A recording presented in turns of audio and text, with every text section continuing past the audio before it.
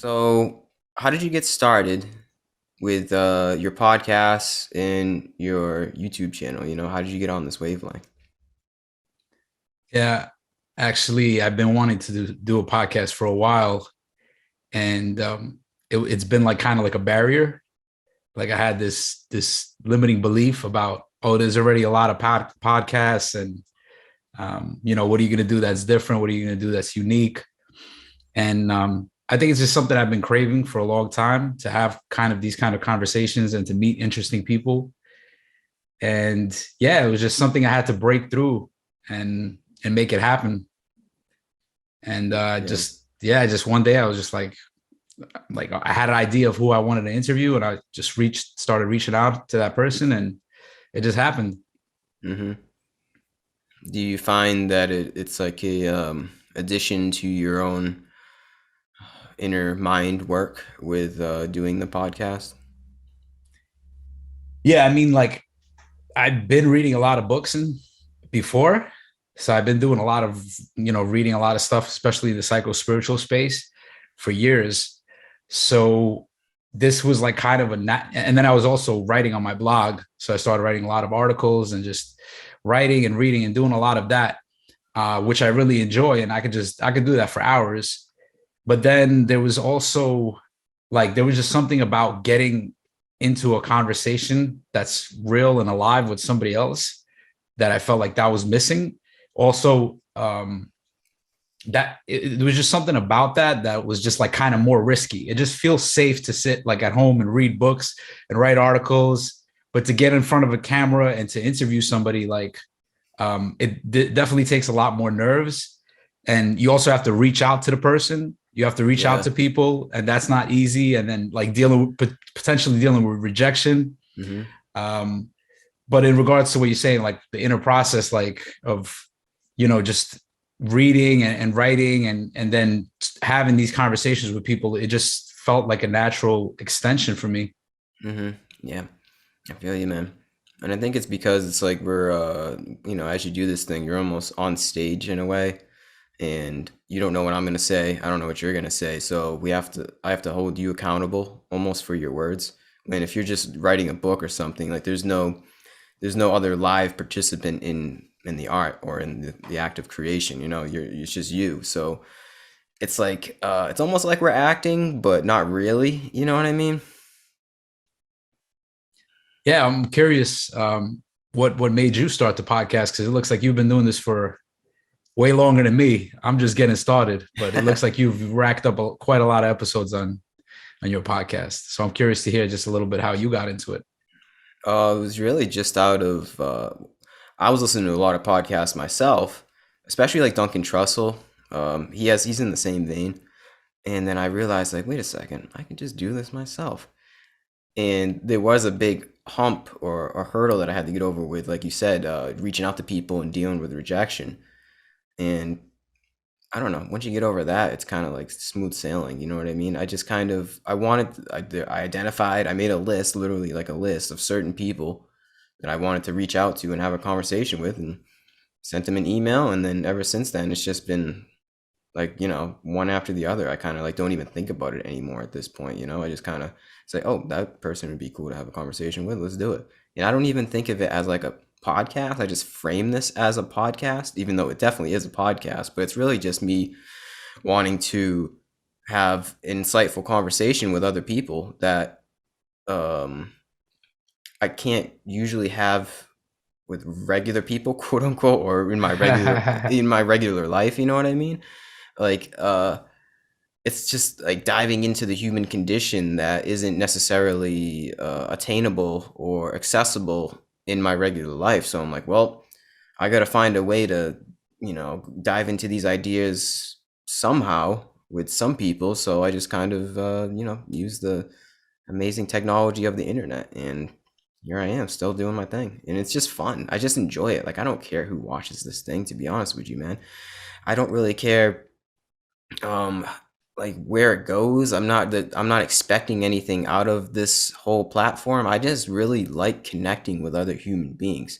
I That's really what what drives it for me is just finding genuine connection with people through time and space all over the world, and being able to talk about stuff that I think really matters, because I'm tired of the just, how about them Red Sox, or, oh, how about the weather outside type of conversation. Like, I really like talking about stuff that is, pertains to like our our existence, our beingness, just simply questioning what the hell's going on. You know what I mean?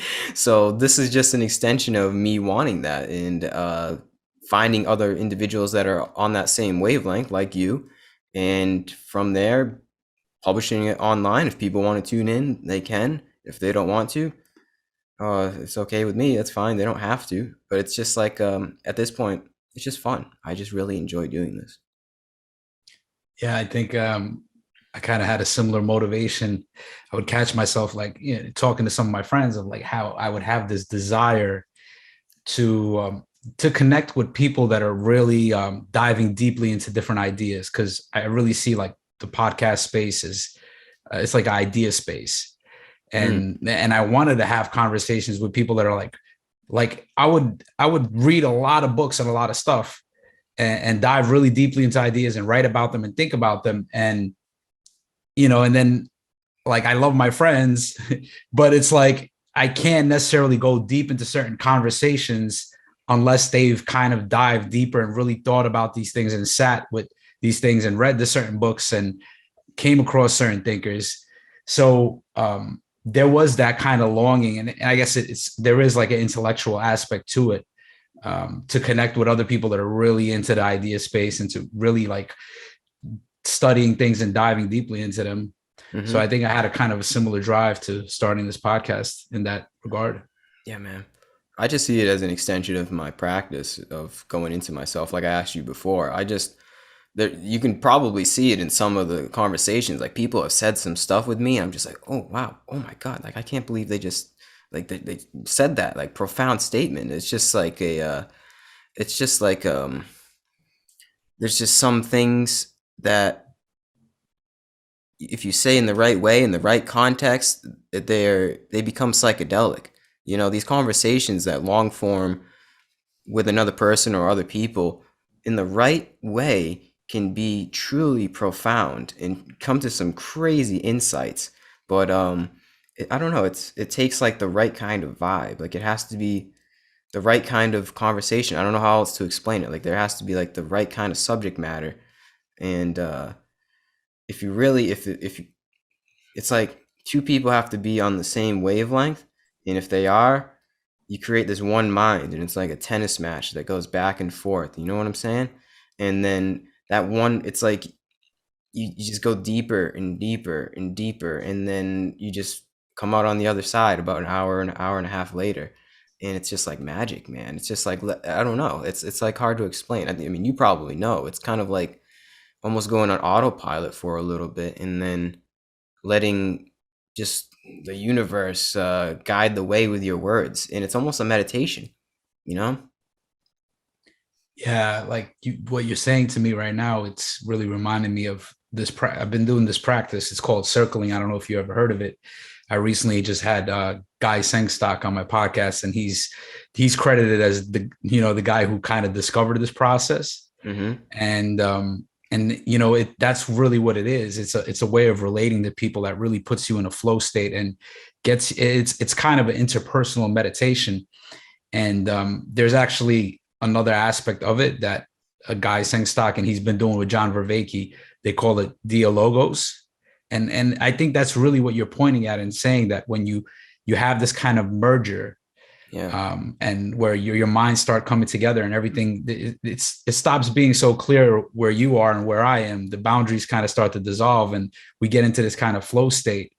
And I don't even think it's about like this so much about the subject matter. Like Mm. it doesn't really, it's not even about what we're talking about. It's kind of like the presence of our attention, like how we're being with each other, Yeah. that really like puts us in that kind of place. Yeah, man. It's like a yoga in itself. It really is. It's the art of conversation. It's pretty nuts.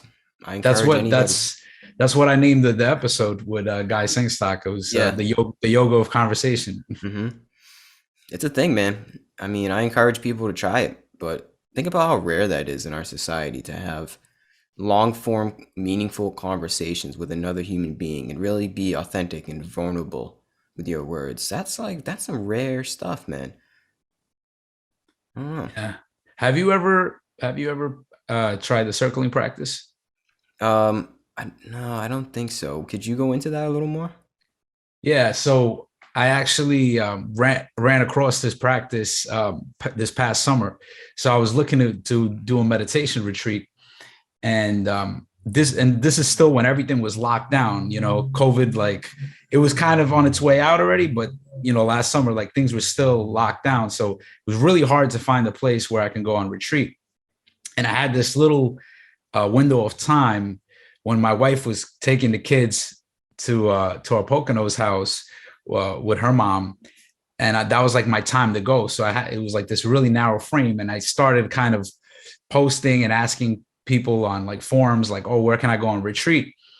And somebody mentioned Monastic Academy, and I've heard of this place before. I ran across their site, and it sounded really cool. It's like this modern monastery where they kind of bridge people doing their work, whatever you're working on, like whatever your entrepreneurial or creative thing is, and they bridge it with the like mindfulness practice. So people come there a lot of times with their laptops, they do work, and then they also meditate, and it's like very like this kind of integrated way of being. Hmm. And so I wanted to do a meditation retreat, and I looked at that window of time when I wanted to come in, and they were actually holding something that they were calling circling and emotional processing retreat.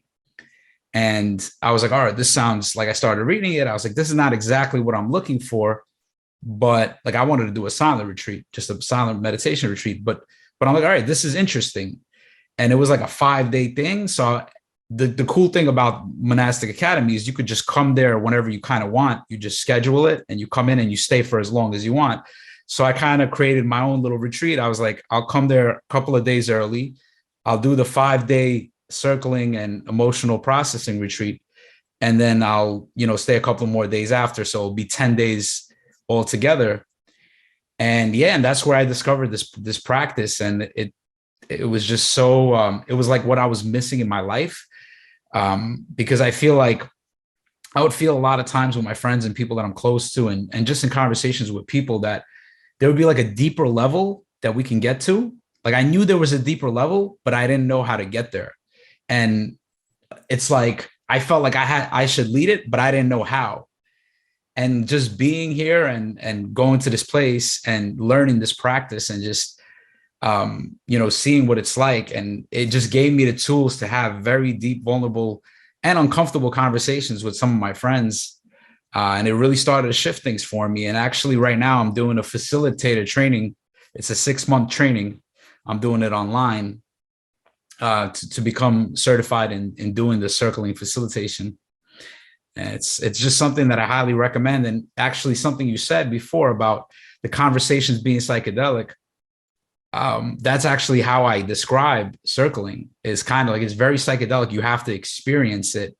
Like I could tell you about it, but you have to experience it. And just to kind of explain a little bit how it's different than a regular conversation is, a lot of times when we talk about something, it's you and me, and then there's the object that we're talking about. Hmm. But in circling, it's very much about what it's like. What is the connection like between you and me right now? So it's very much in the present, and it's very much about our relationship. And this kind of orientation, it really brings up authenticity and vulnerability and connection and meaningfulness. And once again, psychedelic and spiritual experience is very common. And also there's a therapeutic aspect to it. Like people find the process to be very therapeutic. So that's like a little bit that I could share of how I got into it and what it is. And Mm. So it's like literally being there and holding space for the other person rather than talking about some kind of external subject or object, and like just like me, for instance, genuinely being curious about your situation or you curious about me, and we just keep going back and forth and don't start talking about the Red Sox or something. Yeah, it's kind of like there's different like elements to it, to the practice, but a part of it would be like I can say something I'm noticing about you, like, oh, I noticed something in your expression, or or I could say something like, I imagine, like by you sharing something, I could be like, I imagine you're frustrated, right? So I'm trying to really get to know what it's like to be Gary. Like Oh, I I'm see. trying to really feel like what it's like to be you right now. And I'm also trying to reveal what it's like to be me being here with you. And it's kind of this kind of dance. And yeah, it's just something that I recommend. There's actually a platform that I've been doing the practice since July. It's called Circle Anywhere, and they have like a couple of circles every day, and you could, I think it's like $10 a circle, or you can join for the month. It's like 60 a month, and they just have them every day, and you just hop on, and there's new people, and you'll see some of the people that keep coming consistently, but there'll always be somebody new. And it's beautiful. It just gave me this aspect of being able to connect with people and have meaningful conversations just by being able to hop onto a Zoom call at, like, on your lunch break or something like that. Mm. Yeah, that's cool, man. We need more of that. For me, it's just genuinely being curious about the other person, even in real life. Just ask them, what do you do for work or something like that, or what do you like to do for fun? Start small, but just ask people stuff. And if you just ask genuine questions, I think for me that's the first step to really connecting with somebody, rather than talking about yourself. Because I've heard this before, where most conversations is just two people or more than two people just talking about themselves to each other. So Mm, I try to frame conversations with, not it's not about me at all, it's about you. And if you want to know more about me, you can ask about me, but I just try to genuinely hold space for the other person and try to get to know, like you said, like you genuinely get to know who this person is, but genuinely, like not fake. Like I really try to be curious about another person's situation, no matter how boring they may seem. I think everybody has something interesting to share about their life. Uh, I don't know if the circling has anything to do with that, but it seems to me from what you described, it's kind of that same essence. I definitely think the curiosity element is a big thing, but yeah, it's just something that has to be like experienced. Mm, It's so weird. It's because I'm still kind of new at it, so there's just something when you go into the space with other people that are oriented to the practice and that yeah. have been doing it like even a little bit, because they start to understand like kind of how the practice goes.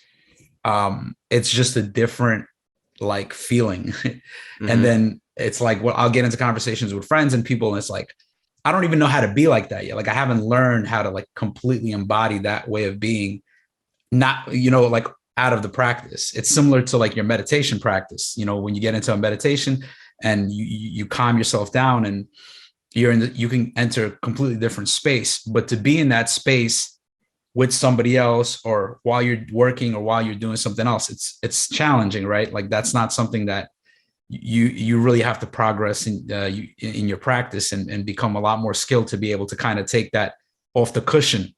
And it's Mm, the same thing with the circling. mm-hmm. Yeah, man. Like I said, it's a skill. It really is. It's something you have to hone in on, to just simply hold attention to. I mean, it could be a conversation, but anything, honestly, and especially in today's world with things like TikTok that destroy our attention span, right? To just hold attention on something, whatever it is, for longer than 30 seconds. And to hold attention on another person, that is actually, it's very tough, man. But once you can do that, it hones your skills on other things, to keep your attention on other things. And from there, man, I think it's easier to manifest things in your life and easier to get things done, because if you don't have an attention span to on anything, then it's hard to really accomplish your goals. Because if you set a goal for something, but then you get distracted on doing something else that doesn't pertain to it, which is extremely easy in today's world, like I said, then you're not gonna really be able to do anything with your life. So it all could to me, it all just comes down to getting out of the monkey mind, the thinking mind, and being able to just solely get in that flow state and focus in on whatever you're trying to flow with. You know what I mean? The attention thing is a big thing, and that makes me it makes me curious to know how you got into meditation and spirituality and the path that you're on. It, I've kind of seen a little bit of your podcast and some of your videos, and you posted like the 6 hour meditation video, and I Yeah. peeped that, and so yeah, like it seems like that you're interested in that. So I'm just curious, like what got you interested into meditation and the path that you're on right now. Mm. It was really just more so trying to take care of my mental health, deal with anxiety and depression, which I think we all have to deal with in today's world to a certain extent. So I realized that I don't want to have to go to therapy and get put on SSRIs, which if people do that, that's okay. I'm not knocking them, but it's not for me. So I was like, you know what? I'm going to try and figure this out. And somehow figured out that meditation is a way to, tackle the racing thoughts of our mind. Just started doing it, and then from there, man, just made it a part of my life. It's like brushing my teeth. I don't know. I just think meditation and yoga is just something I have to do to stay sane. You know what I mean? So I don't remember like specifically like one day where I was like, this is it. But I just said I'm tired of being on the hamster wheel of mental suffering. So I got to figure this out. And thankfully, people thousands of years ago have figured it out for us. And I just kind of learned these ancient techniques. It's just simple breathing, to be honest with you, that developed into yoga. And yoga that's life changing, man. To be able to have a regular practice of yoga, that also helps so much tremendously on the mental. So yeah, it just comes from just trying to find peace, man. Just trying to be happy, and it works for sure. It works. Yeah. Yeah, yeah. How about you? It was probably something similar. I think for me, yeah, I kind of struggled with my emotions my whole, like I've always been like a very like emotional person, like very strong emotions, a lot of anger, reactivity. Um, yeah, and I kind of I guess I just started to notice that more and more, and like that I didn't want to be that way. I didn't want to be reactive. I didn't want Yeah. to let my anger consume me. You know, and just I remember like I don't know what it was. I guess it was just unconscious process that was there, and then it bubbled up, and eventually I was like, yeah, I want to meditate. Like I want to do something to calm my mind down. And I started with Headspace. I started with, they had it was like 10 days, a 10-minute meditation for free. Me too. That's funny. Yeah. And I just started with that. I did 10 days and I just never looked back. From there, I just started upping my time. And eventually I did twice a day. I did like the TM. I've tried all kinds of stuff. But yeah, it was just going deeper and deeper and increasing my meditation time. And, and then kind of that later on, that's when I kind of went into psychedelics. And that really, like those experiences, I think really, really put the rocket fuel into my practice, because that's what I kind of saw Hmm. what's beyond. I kind of saw like, okay, I can see where this can go. Whereas before psychedelics, you don't really know like what could be possible. At least that's how it was for me. It was just like, just sitting down and just being there and calm. And there was like a sense of calm, but there wasn't like a mystical breakthrough or these non-dual experiences that have been just shatter reality or conceptions of reality and what is possible. And that kind of really motivated me, like, okay, now I'm going to take my meditation practice, like I'm going to be more diligent with it than I even was before. Hmm. Yeah, same with me. I think meditation lays a good groundwork for using psychedelics. It's like lays the foundation for your mind to be able to go to those certain headspaces, no pun intended, and be able to like handle it better, to be able to kind of integrate it better in your being. And I think it's almost necessary. I think they complement each other if you use them in the right way. What did they do for you? Like, what did psychedelics show you, if you can kind of describe it? Yeah, so I mean, it's it's crazy because like for a while I was saw myself as kind of like a psychedelic advocate because that's how transformative psychedelics were for in my life. And you know, I did mushrooms when I was like 18 for the first time, and and the way that I did it was terrible. Like I broke all the rules of setting, dose. Like those are the three main things. You know, set being your mindset, setting being where you do it, and dose being how much you take. And I did it with like a friend that I knew from back in the day, and like I haven't seen him in a long time. We were supposed to drink. We had like a bottle of vodka. We had some weed. We were going to smoke and drink. And then next thing you know, we go to NYU dorms, and his friends were like, "Oh, we're going to take," and I didn't know any of these kids. "Oh, we're going to take mushrooms," and I'm like, "I'm not doing this. Like, I'm good. I'm just going to drink and smoke. You guys do mushrooms." And then last minute, I ended up doing it. And wow, it was wild, and it was just way too much because I think we took like an 8 each, and then we had another 8 that we split amongst us, and then we were smoking blunts, which like that's not something that I ever did. Really, like that's not something that once I really got into conscious psychedelic use, that's what I call it, conscious psychedelic use. I never would mix weed with the psychedelics, but at that point, it was just super overwhelming, and like I got really paranoid, and it was like a quote unquote bad trip. Yeah.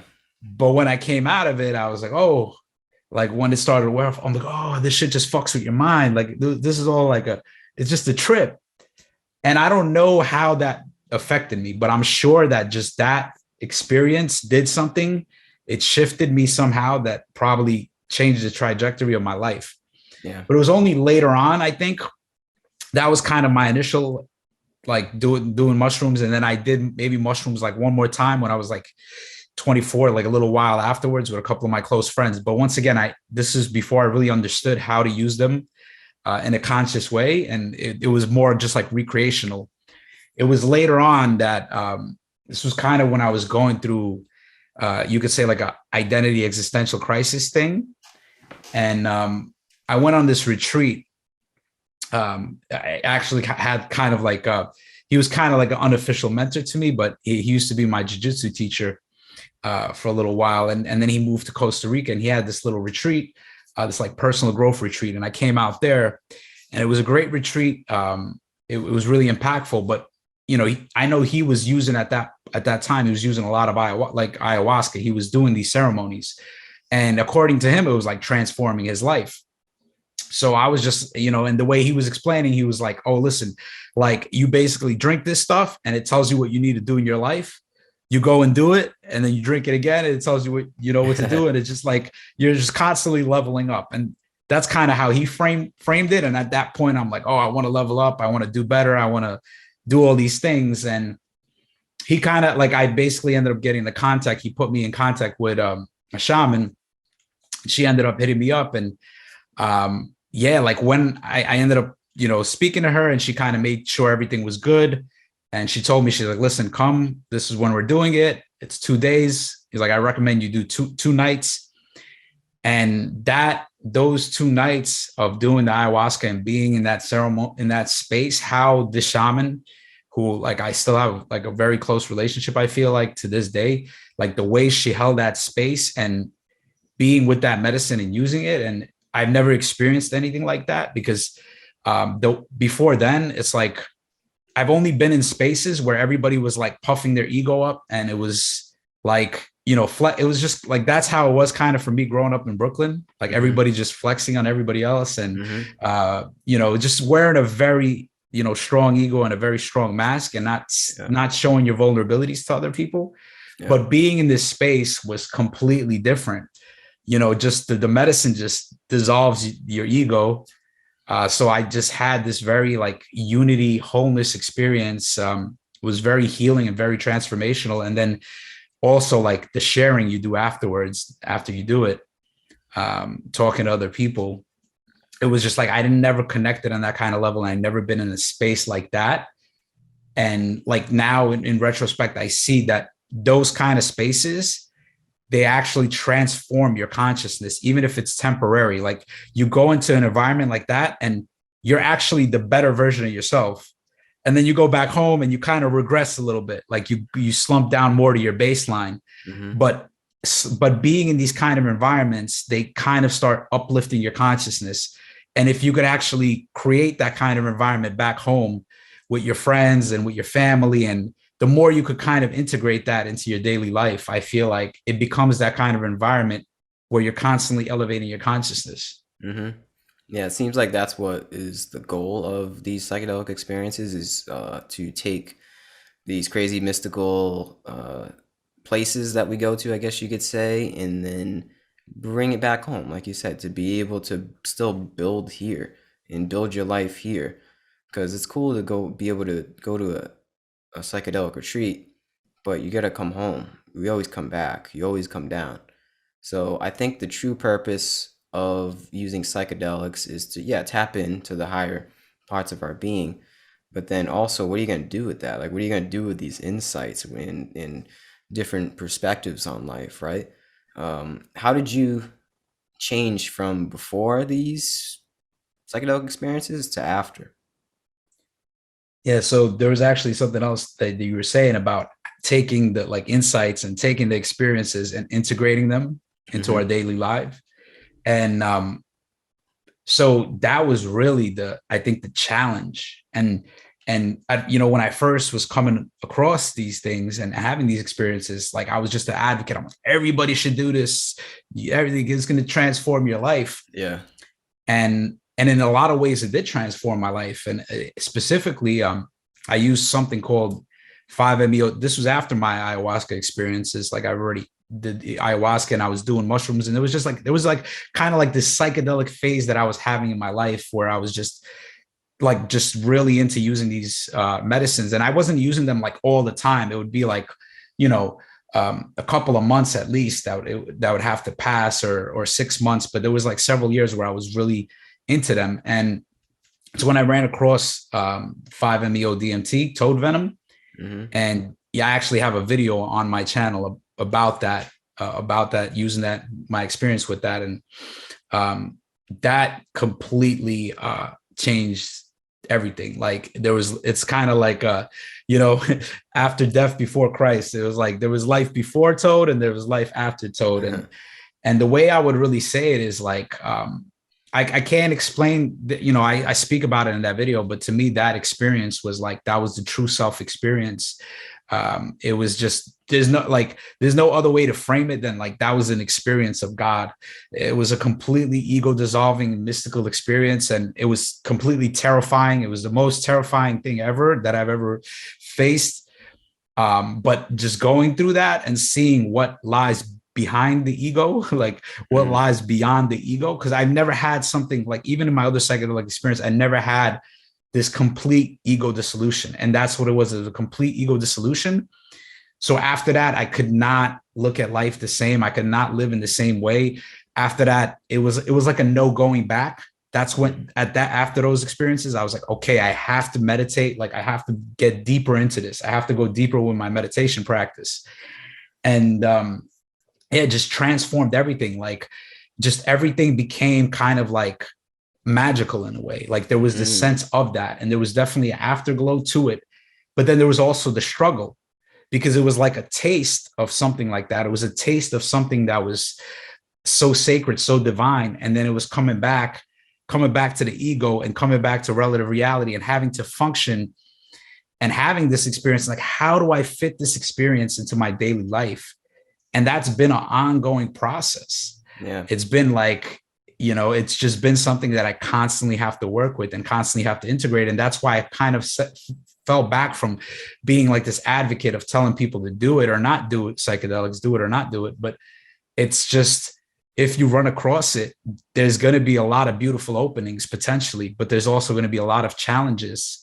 There's been a lot of loneliness because of that too, because I would have these experiences and then I don't know if it's like a religious impulse, but it's wanting to tie that back to the community and tie it back to other people that I'm around. And that's been challenging to do. And then also tasting that kind of like love. That's what it was. It's just an experience. Like this is what life is really all about. It's about love. Like that's Yeah. all it's about. It's Mm-hmm. not about, getting anywhere or stepping on somebody's toes or climbing a ladder. Yep. But then you come back into relative reality, and that's how people live.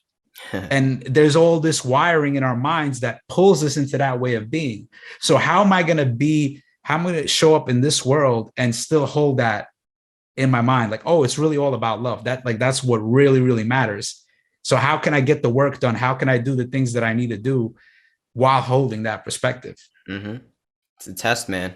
It's a test for us to see through our suffering, see through the illusions, the illusion of Maya, and to create, the Garden of Eden on Earth, essentially, to create the Garden of Eden within yourself first, and then do that for others. And that's what these psychedelics show us: is that there's a whole other wavelength to be on. There's a whole other truer perspective to see yourself in this life, and that is, like you said, man, it's to love others. And it seems so simple, but it's simple, but it's tough in today's world, because obviously we're not on that paradigm. Like you said, we're definitely not there. But that's why I think coming back in is kind of like a test, because you never once you have such a powerful experience like that. I've never done 5-MeO, so I can't speak on it, but I've had some other powerful psychedelic experiences that involve intense sensations of love. And once you get a taste of that, it never leaves your being, man.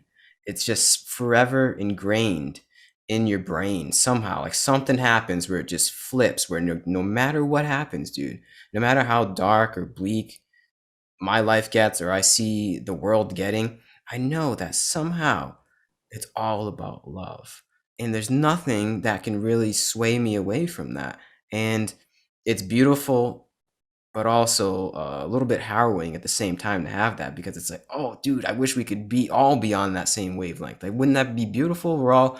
We all know love is the truth, and be able to create this heaven-like state on earth. That would be so beautiful. But obviously, we're not all there. So it's that struggle between like getting sucked into the noise of life and trying to pay your bills and the drama of life that goes on, but also at the same time remaining in that almost angelic state of being, like to try and remain in that angelic state of being, right?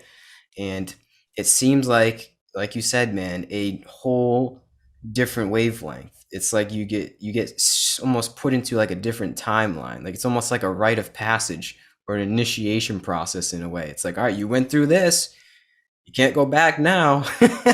Now you know the truth, and you have to live with it, and you have to be the truth. You almost have to resonate at that frequency of the truth, or you're going to be living a lie, and you know you're going to be living a lie too. Like if I tried to go back into my ego, which I do, but if I tried to like just disregard these experiences on purpose and try to like live selfishly, I guess you could say, it wouldn't work. Like I would feel this kind of sense of inertia inside of me. There would be this like just something be like, dude, this isn't right, Gary, you're not living right.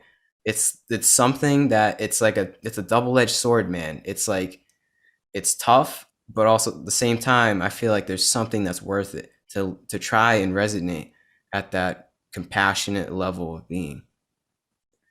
Yeah, that I definitely think there is that kind of accountability thing. Like once you Yeah. have that experience, it's like you suffer more when you don't live up to it. Like you start feeling, and I think it's a lot of that is with meditation too. It's kind of picking up on the subtle patterns that you fall into, Mm-hmm. and then you become more and more sensitive to them. So like a lot of times people just start meditating, they actually notice like, oh my God, I actually feel worse. A lot of times people get into meditating and they'll meditate for a while. Oh, I actually feel worse.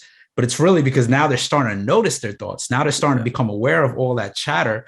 Mm-hmm. And that's like a prerequisite. Like you need to do that to start seeing that. You need to be aware of that.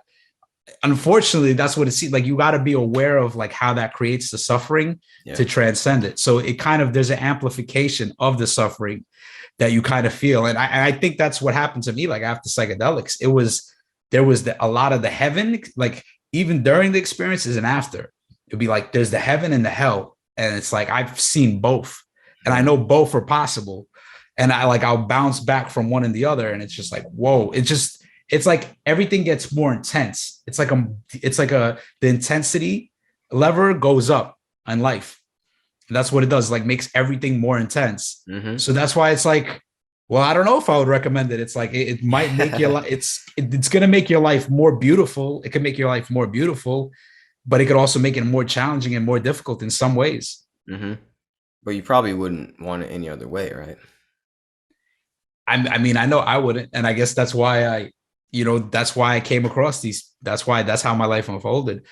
And that's why it's just like if you feel called, that's why they say like with ayahuasca, it's like, oh, when you feel called, like when the medicine calls you, you come to it, like, and if you don't feel called, you don't feel called. So I kind of just have more of like a neutral thing.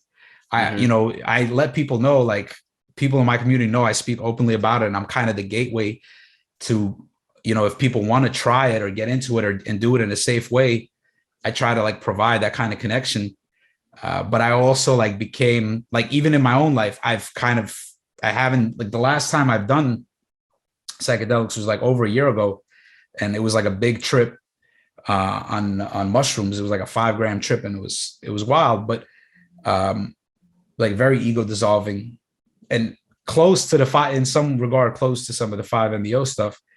But like I'm starting to realize more and more now, it's that like I just have to embody it now in my day-to-day life. And like, Yeah. you could, at some point you use them and it's just the same message, the same stuff. And Exactly. you got to realize like, okay, how am I going to stabilize this way of being without, like, I have to do it while my ego is here. Like I've Mm-hmm. got to be able to make the ego transparent and see through it. Because when you take the plants, they dissolve your ego, or they lessen it or soften it. It's easy to be in your heart. It's easy to love others.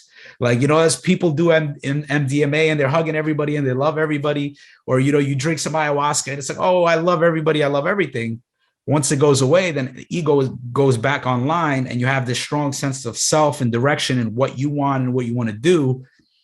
How are you going to take that and integrate it with this truth of Mm-hmm. being and wholeness and oneness and non-separation? Yeah, man. I think it's coming back and realizing that, yeah, the ego is always reborn, but now it's different because the ego is not the master anymore. I'm the master, whatever I am. But it's almost like the ego becomes a tool in the arsenal, because we all have to have the ego. That's just part of the human experience. But it's how can you use your egotistical tendencies to the best of your ability to resonate and transmit love. And thus that kind of dissolves the ego at the same time. But you have to use the ego. I don't think there's any way out. Like people talk about killing the ego. It's like there's always that rebirth. There's no matter what. I've been through, I think, several ego deaths. And then, yeah, it's the same thing. It's the same message every time. Comes back. All right, well, you're back here now. What now? So it's using it to build that heaven-like state, that love state on earth. And I think it's possible, man. And that, like I said, that just doing that act dissolves the ego. Just being selfless, becoming a servant, and being compassionate, seeing others as you see yourself, that is ego dissolving. Like that, there's something about that just, it's like 5D chess in the ego. It's like, well, if I'm gonna have this ego that I have to portray to others, I have to like almost put on this mask in this act.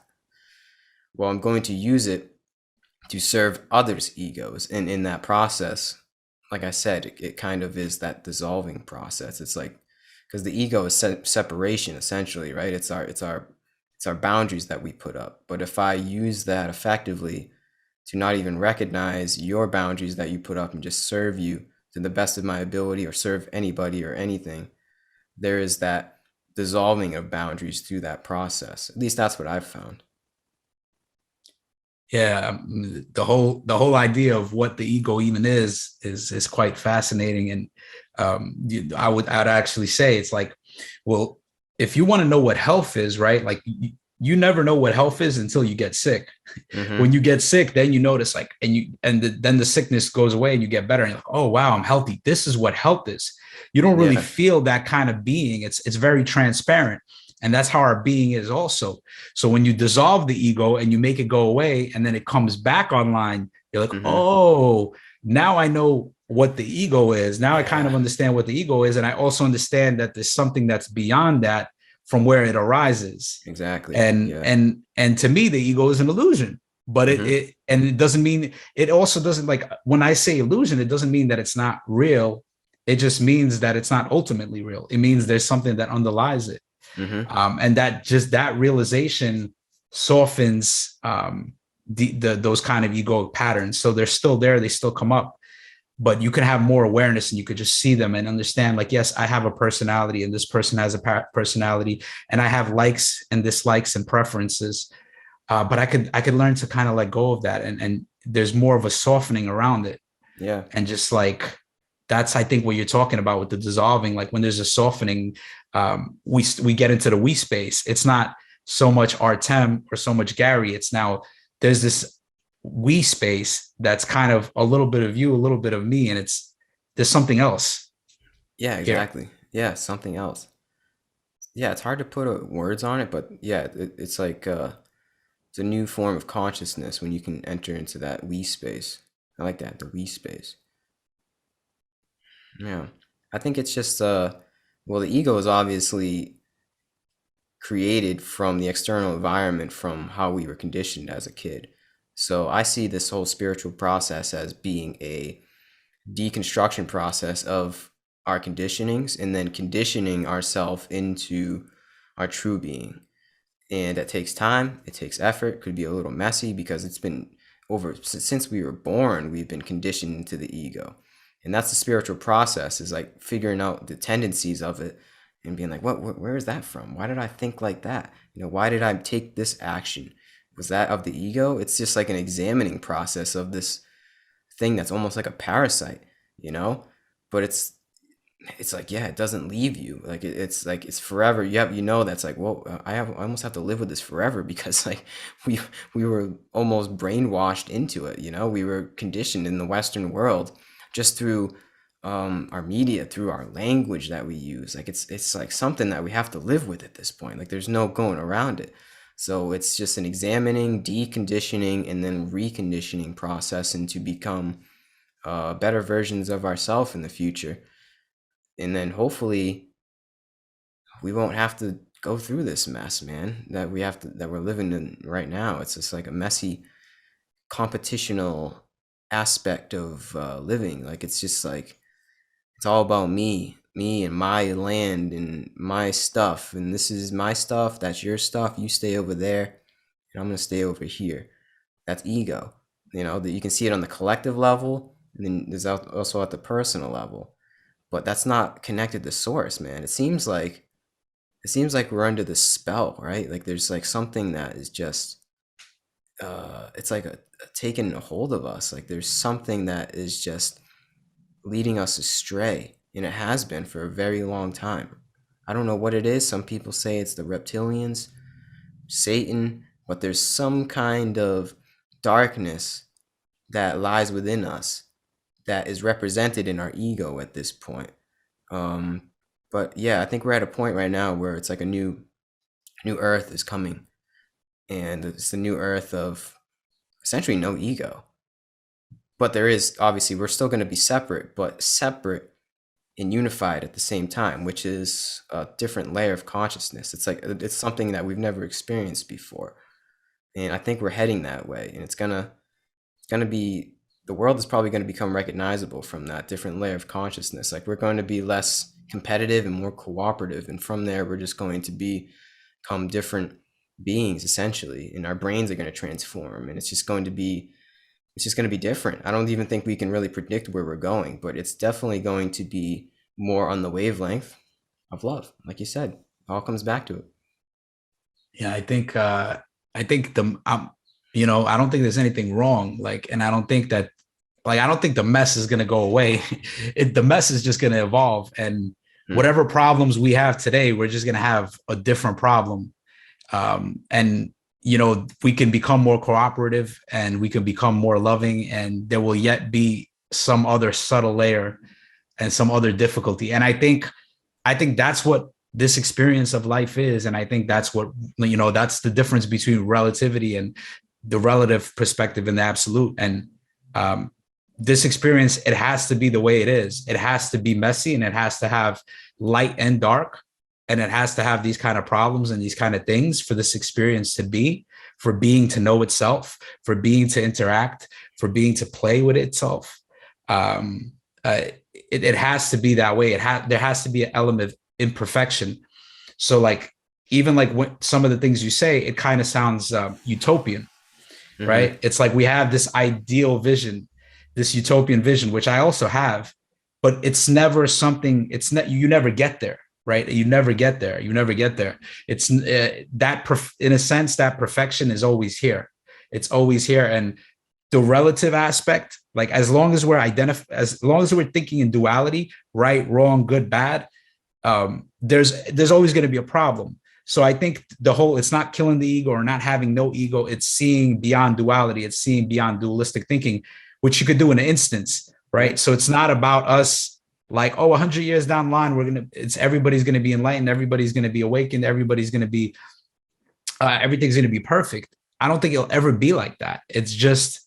Um, it just, it's just us kind of, consciousness is going to keep evolving. We're going to keep evolving. But it's a forever, it's a limit, it's an infinite game. That's what I think. Like, I don't think that ever gets to a point where it's going to stop. It's just going to keep going, and things are going to keep changing. And um, there's the book, Spiritual Enlightenment, The Damnedest Thing by Jed McKenna. And maybe you heard of this book, but it's very popular in like spiritual circles and communities. And he basically says like, the idea that keeps this game going is that something is wrong.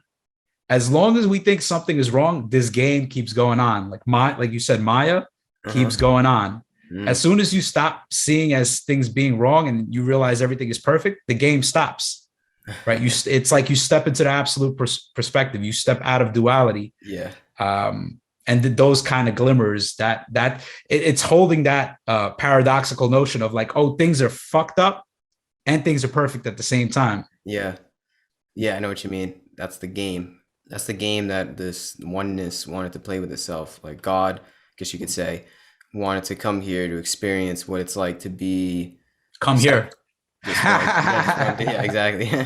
Just wanted to come here and be separate and know what it's like to go through struggle. Because struggle, it's almost like, picture, if you can, almost like a thought experiment. Picture the oneness, just this infinite oneness that we are. If you're just the oneness at all times, what is there to be? What is there to do? Like there's no fun, there's no play, there's nothing happening. Essentially, it's just like a void. So it's almost like, yeah, this is a game. We just came here to experience our suffering, and then through our suffering, we come to realize and remember that we're in a game.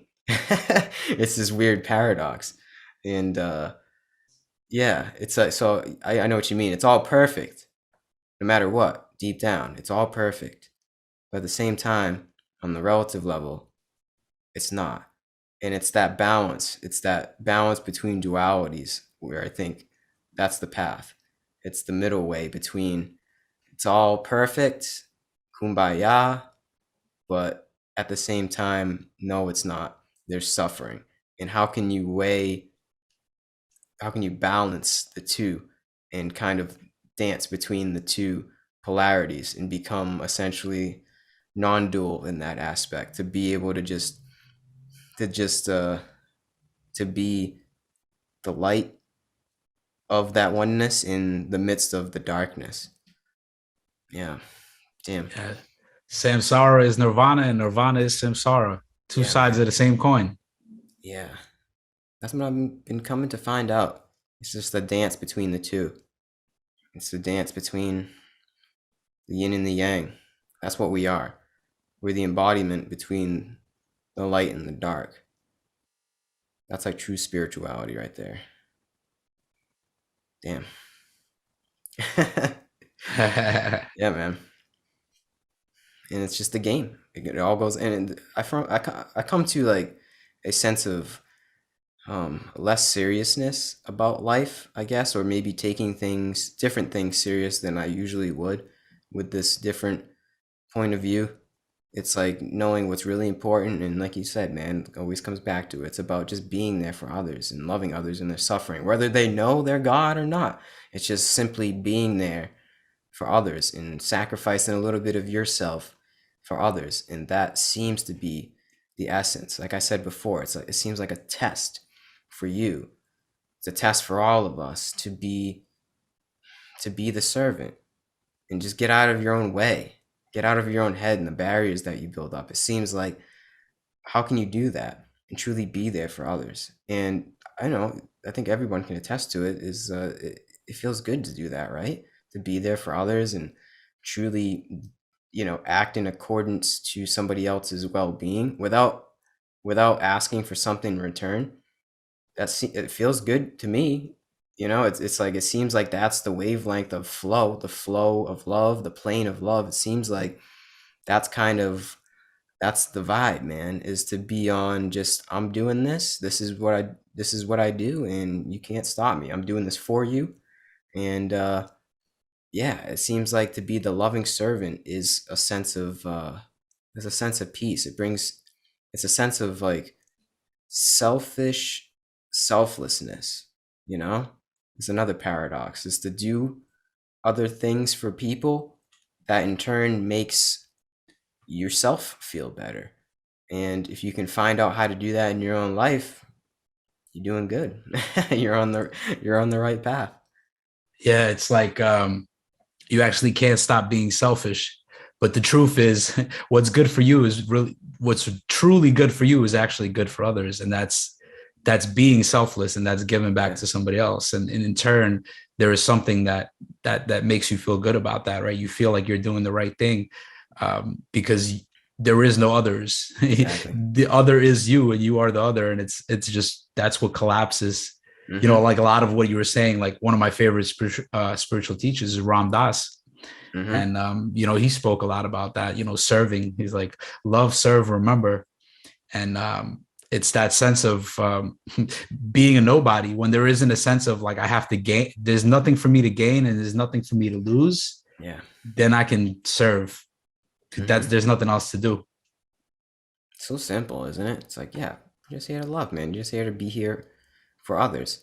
But then you get into your own messiness of your life, and you get into like the drama and the bills and whatever, just shit pops up, and it's like it's taken out of that for a little bit. But like I said before, it's always in the back of your head to know, like that glimmer of love. It's always there, right? And I'm forever grateful for that. Whatever happens in my life, that glimmer of love is always there, no matter what happens. It seems like life is a test, a game, and a movie all in one. You know what I mean? And yeah, continually we're tested every day.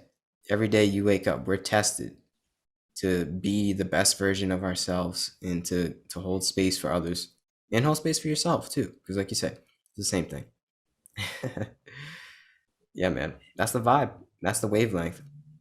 And I don't know if everybody's gonna make it, but a lot of people are on that wavelength relative to, we'll say, 10, 20 years ago, right? Or 30 years ago. I don't know. I wasn't alive 30 years ago, but I can imagine that we're making some headway just through the internet of being able to be on that wavelength. And it's thanks to practices like yoga and people spreading that in meditation and definitely psychedelics. Um, and just being able to open up and share like we're doing now, I think it's also important, just to show others what's possible and to show others that they're not alone on this path. um, I think it's definitely going to change. The world's definitely going to change, maybe not everybody, but we're definitely going to change to become more loving, I think. I hope. I don't know, there's something in me that says we're going to change a little bit more. Like there's something new on the timeline. There's a new horizon, and we may have to go through a lot of junk. We might have to reap a lot of karma, but I think there's hope for humanity. It seems almost like our birthright, you know. I don't know why hold that ideal. Maybe I'm a little too idealistic, but I think the world is going to change to become a little bit better, I guess you could say.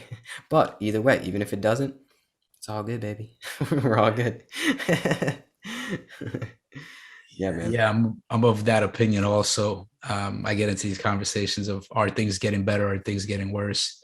And it depends what aspect or what thing, but I think in general, um, consciousness is evolving, and we're evolving um, to greater complexity. And whether that's good or bad, it's going to come with it's inevitably going to come with things that are there's things that are unpleasant, things that are going to break down, things that are going to cause suffering. But I would like to think that every generation is somehow evolving and becoming more us, becoming more of ourselves, experiencing life more fully, and having more opportunities and more abilities. And like, that's how I'd like to think, that like there's things that my son is gonna understand that I couldn't understand, or there's things that I understand that maybe my father couldn't understand, and so on.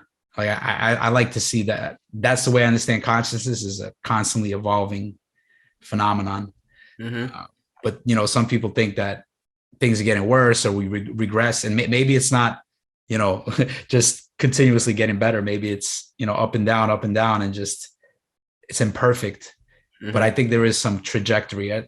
I'm also an idealist in a way, so I do think there's this kind of upward trajectory in the Mm-hmm. relative experience.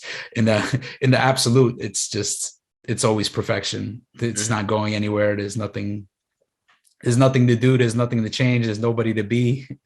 It's always been perfect. But on the relative, Yeah. it's like we're constantly moving closer to perfection, but we'll never get there.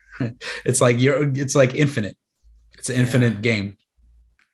Yeah, right. Like it's like it's already perfect, but it does seem like there is some kind of headway, like some kind of order toward perfection. For some reason, it seems like that, like progress, even just in terms of like humanity's progress on the material plane. Like there is progression in terms of technology and how we communicate. There is progress. It seems like there's progress in the consciousness level too. But when do we stop? There is no stop. You're right. There is just continual evolution. It's just continual evolution toward perfection. Isn't that interesting? Like, but why can't we just stop? Right? This is it. We're We good. can stop We're right good. now. Yeah, good. We're not. It's almost like there's a higher order. Like something else is driving us or pulling us through time to be able to evolve towards something else.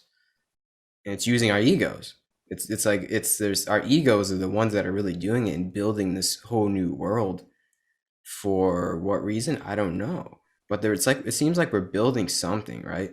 It seems like on a relative level, we're building something. Like there's a collective effort to just build like a machine like society. Like there's just something going on. I don't know. There's like we're building toward, like Terence McKenna says, novelty, and the world is becoming more and more novel as time goes on. And we're just something. It's coming out of some ethereal plane where we're building.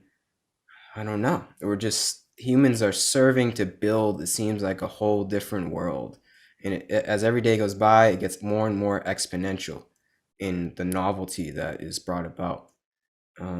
But yeah, that's on the relative plane. On the absolute, it's all perfect, all is good. Those are just conceptions. Those are those are just concepts that we build just to, I don't know, just to entertain. Really, everything is perfect right now. Like think about that. Right now, we're good. I'm in a comfortable environment. I got food. We're having this great conversation. The sun's shining.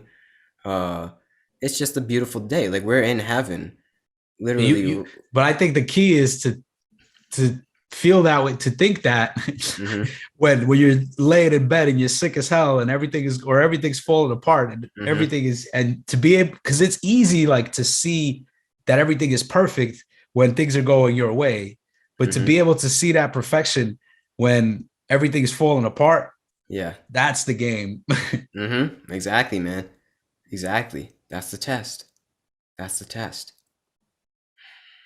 And that's why we have our practices. That's why we do our work, I guess, is to be at that level. Because I think, we've heard stories that people are at that level. Great yogis. I think Neem Karoli Baba, somebody once came to him. I don't know who it was. I hope I don't tarnish this story, but there was somebody that said, "Oh, Maharaji, I'm suffering so much," and then he said, "Well, I am too." And he was just supposedly meant to be like this perfectly peaceful being, devotional being of love. So it's like he recognized his suffering, yet he was just still there and serving others and being this beacon of light and beacon of hope. And I think that's what we're all supposed to embody, even through our own sufferings, through our own just shit that happens in our life, no matter what. Because just when you think you got it figured out, life throws you a curveball, man. We all know that, right? Just when you think it's like all is good, I'm perfect, I'm enlightened, I'm awakened, I am. It's all good, man. It's all perfect. Then tomorrow, you get in a car accident or something, or you stub your toe, or somebody flips you off, and then you flip them off back, or it's just like stuff like that happens, and it's just a test, and then you're like, oh damn, I failed the test, and it's just continual lessons. It's just continual lessons to become a more pure being. It seems like, right? Because I think our innate nature is purity, and these sages of the past, these saints of the past, show us our potential to become that pure being, that pure loving spirit, almost like childlike, right? Because children, to a certain extent, are pure. They're just pure, curious beings. They're just in the moment, and they just love everything, and they're just there. I think that essence is in us, to become that almost childlike spirit of just pure, just wonder and awe at this present moment. I think we can get there, even when it's shitty, even when shit sucks. I think it's just like I think it's like we have to um, continually remind ourselves or remember that we are truly deep down these pure, almost angelic like beings, and it's a process, man. Like I said before, deconditioning and conditioning yourself into realize the perfection of what really is right now, no matter what. Easier said than done. Definitely easier said than done, but it's possible for all of us. I love that message.